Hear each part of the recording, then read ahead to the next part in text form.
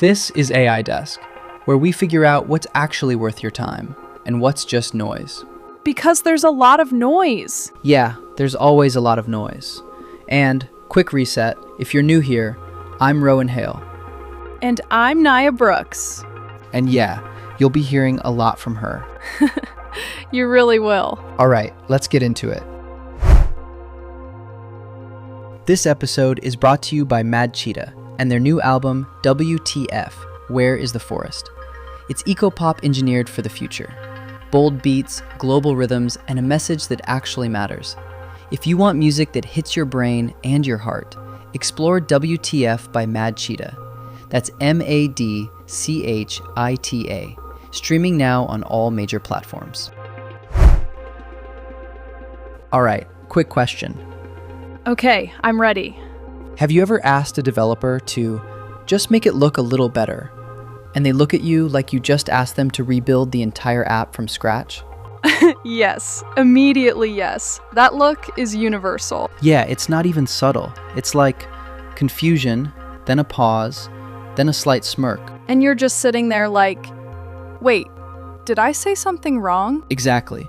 And you instantly feel like you just exposed yourself. Yeah, like you just revealed you don't belong in the conversation. Right, just jumping straight into developer trauma. Perfect. Love that for me. Yeah, you picked a good episode. So I keep hearing this lately. People saying they love AI tools. Not just because they're powerful, but because they don't have to deal with that anymore. That's interesting, because that's not really about AI. That's about people. Yeah, and I think that's the part that's getting missed.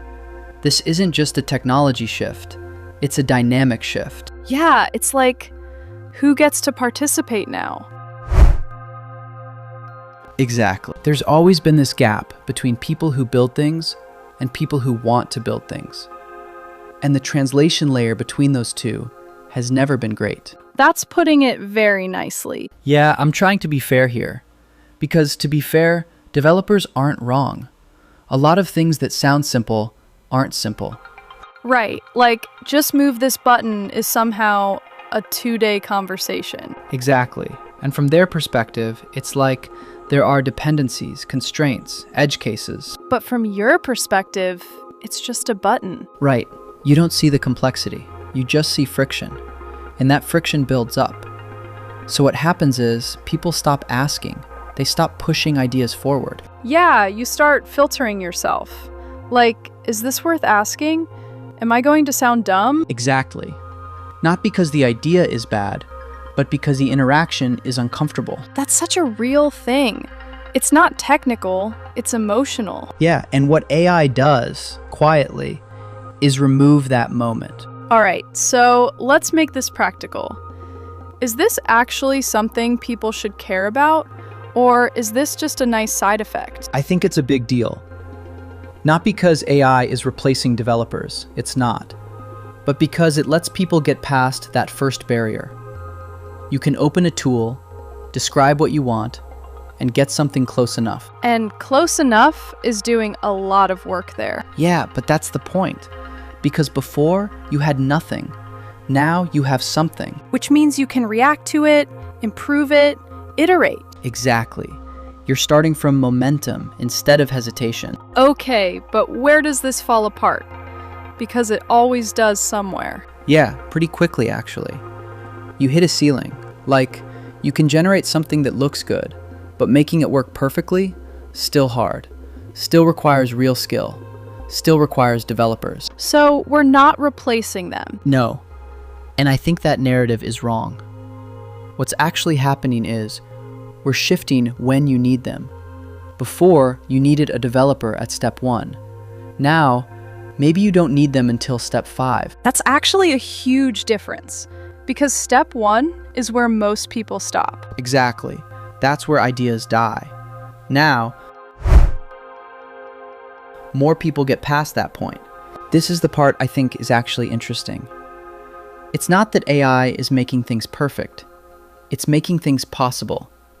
For people who previously just didn't try. Because the barrier wasn't technical. It was emotional. Yeah, that's exactly it. It was fear of sounding dumb, friction in communication, feeling like an outsider. AI removes a lot of that. Not completely, but enough. So now, instead of asking someone, you just try. No permission, no awkward moment. Yeah, and that changes how people see themselves. You go from, I have an idea, to, I can actually build something, even if it's rough, even if it's incomplete. That shift is massive. Yeah, that's identity level. That's not just productivity. So, bottom line, this isn't really about avoiding developers. No, it's about removing friction at the start, giving people just enough capability to move forward without feeling blocked. Which, ironically, probably leads to more things getting built. Yeah, and probably more work for developers too, just later in the process. That's actually kind of funny. Yeah, so I get why people say they love AI for this reason. It's not just speed, it's autonomy. It's not having to ask permission to try something. And that might be the bigger shift. All right, here's the thing. If this saves you time, it's worth exploring. If it just looks good in a demo, it's probably not. That might be the best filter we've got right now. Yeah, Test it before you trust it. exactly. All right, that's it for today. We'll see you in the next one. See you next time.